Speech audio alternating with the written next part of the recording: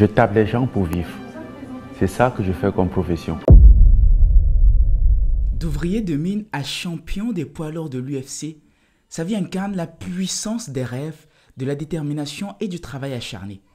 Il est passé de l'extrême pauvreté à la richesse.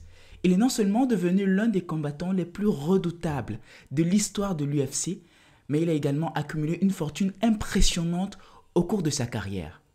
Je m'en vais vous raconter l'histoire du recordman du coup de poing le plus puissant du monde. C'est l'histoire de Francis Ngannou, le prédateur. Bienvenue sur ma chaîne, je suis Mohamed Ali. Cet épisode est consacré à la plus grande saga de chaos de l'histoire du MMA.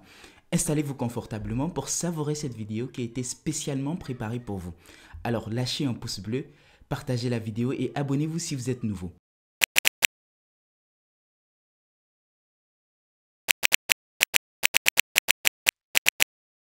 Francis Ngannou incarne la puissance des rêves, de la détermination et surtout du travail acharné. Son parcours continue d'inspirer des millions de personnes à travers le monde. Il est né à Batié, dans un petit village du Cameroun où la pauvreté était omniprésente. Malgré ses humbles origines, il nourrissait de grands rêves, celui de sortir de la misère, de réussir et d'avoir des conditions de vie meilleures. Ces rêves-là allaient devenir une source de motivation inépuisable pour surmonter toutes les difficultés et tous les obstacles qui allaient se dresser sur son chemin. À seulement l'âge de 10 ans, il a été contraint de travailler dans une mine de sable pour aider financièrement sa famille. Malgré ces dures réalités, Francis ne cessait de rêver d'un avenir radieux.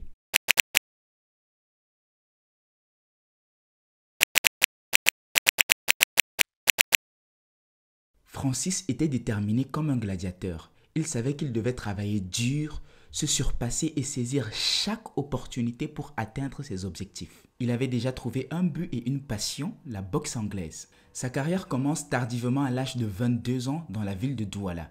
Oui, parce qu'à 20 ans seulement, d'autres boxeurs enchaînaient des ceintures, comme Mike Tyson ou le légendaire Mohamed Ali. Il travaille durement et participe à des combats amateurs. Ses performances impressionnantes sur le ring lui ont valu une réputation grandissante en tant que combattant à surveiller. À l'époque, le MMA n'était pas aussi développé et reconnu au Cameroun. Il n'y avait pas d'organisation majeure de MMA dans le pays et les opportunités pour les combattants locaux étaient limitées.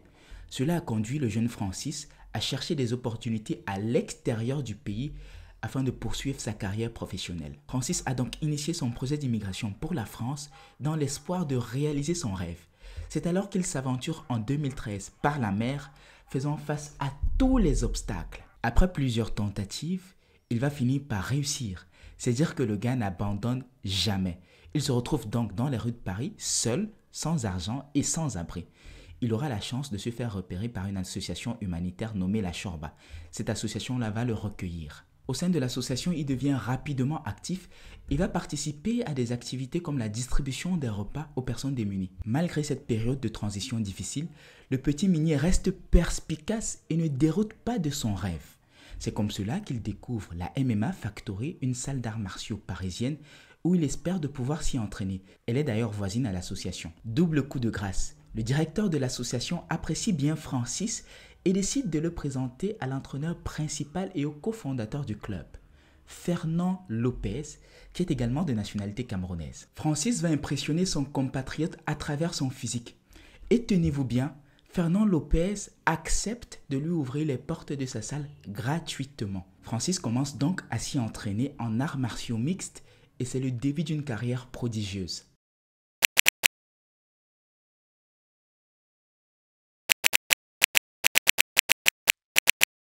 Francis fait ses débuts à l'UFC le 19 décembre 2015. Alors l'UFC, c'est une organisation américaine d'arts martiaux mixtes. C'est la plus grande ligue mondiale de sport de combat. C'est un peu comme la FIFA du football. Puissant, rapide et efficace au sol, Francis a connu une ascension fulgurante dans l'UFC. Ses performances spectaculaires et sa puissance brute ont rapidement attiré l'attention du public et des médias. Il est devenu le champion poids lourd de l'UFC et a accumulé une série de victoires impressionnantes. Avec ces victoires sont venues des opportunités lucratives, notamment des contrats de sponsoring, des primes de combat et des revenus de diffusion. Les chiffres parlent d'eux-mêmes. Francis a généré des millions de dollars grâce à sa carrière de combattant.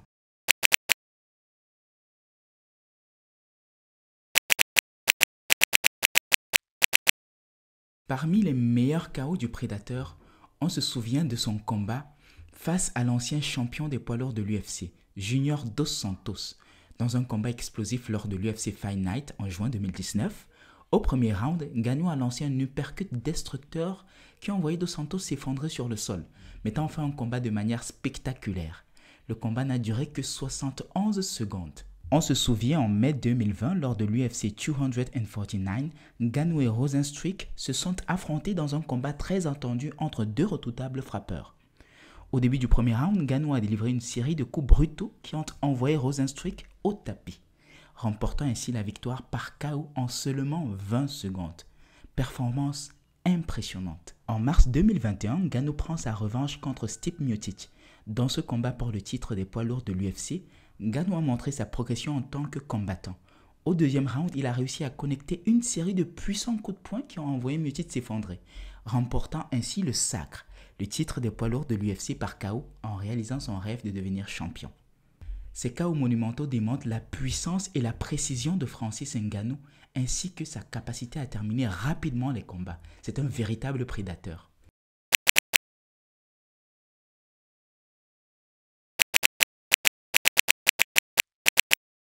Francis Ngannou est incontestablement l'un des hommes les plus terrifiants des sports de combat, mais il est très loin de la liste des sportifs les plus riches au monde.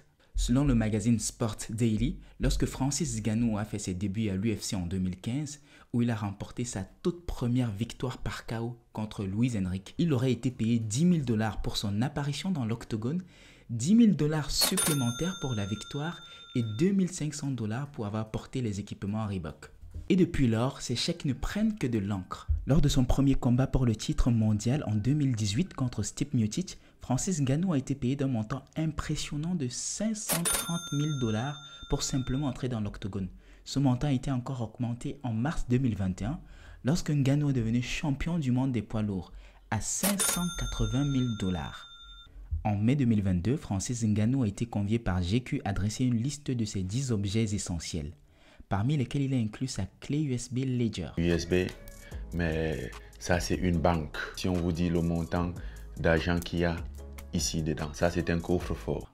Selon ses propres dires, cette clé contient une somme d'argent colossale, car Francis Ngannou est un passionné de la crypto-monnaie et du Bitcoin, et a apparemment investi une somme importante dans ces domaines.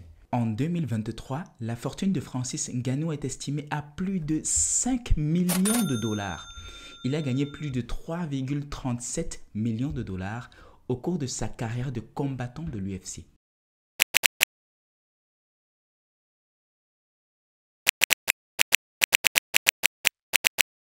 Le conflit entre Francis Ngannou et l'UFC date de plusieurs années déjà. Le célèbre ex-champion a suscité beaucoup d'attention en exprimant son insatisfaction à l'égard de son contrat avec l'UFC. Ngannou a révélé qu'il était fatigué de se battre pour 500 000 $ par combat. Cette révélation a été faite après que l'UFC ait tenté de renégocier son contrat avec Ngannou avant son combat pour le titre contre Stipe Miocic qu'il a finalement remporté. Dans une interview accordée à RFI, le combattant a dénoncé les failles des contrats avec l'UFC. Dans une correspondance en direct avec Canal+, Francis Ngannou a déclaré que Dana White, le président de l'UFC, lui aurait fait perdre une fortune colossale. Francis a révélé qu'il était sur le point de conclure un contrat d'une valeur d'1 million de $ avec l'application Coinbase. Mais l'UFC a signé un contrat similaire avec un concurrent direct, Crypto.com, ce qui a entraîné l'annulation des négociations du Camerounais qui n'a finalement rien perçu. Lors de la conférence de presse de l'UFC Vegas 67, le président de l'UFC, Dana White, a annoncé que Francis Ngannou avait été libéré de son contrat avec l'UFC, car il a choisi de ne pas se réengager. Selon White, l'UFC a offert à Ngannou un contrat qui aurait fait de lui le poids lourd le mieux payé de l'histoire de la promotion. Toutefois, l'ancien champion n'a pas accepté ce nouveau contrat.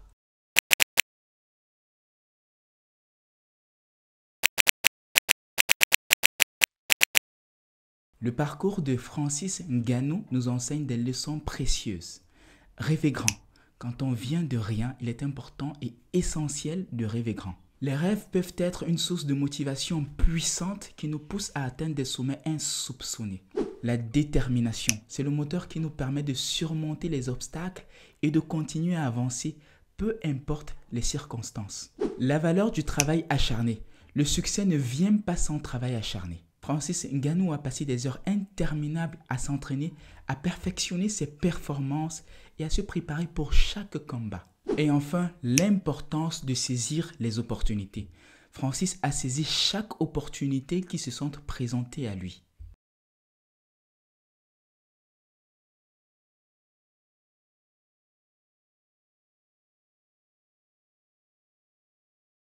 Après avoir préparé cette vidéo, une actualité apparue et j'ai estimé importante de la partager avec vous. Le 16 mai 2023, Francis Ngannou a signé avec la PFL, la Professional Fighters League. C'est une organisation concurrente à l'UFC. Il y est comme président Afrique. Donc il rejoint le club très privé, très réduit de hauts sportifs managers comme Samuel Eto'o, aujourd'hui président de la Fédération camerounaise de football. Ce poste-là va lui permettre tout simplement de mieux organiser le MMA en Afrique et de résoudre les problèmes qu'il avait pu identifier lors de son expérience à l'UFC. Merci pour avoir regardé la vidéo. C'est vrai que nous sommes partis sur un format plus long, mais je pense une expérience très enrichissante. Ça me fera énormément plaisir de lire vos impressions en commentaire. Surtout, likez la vidéo, partagez-la et pour les nouveaux, vous vous abonnez et activez la cloche de notification. À très bientôt pour un prochain épisode.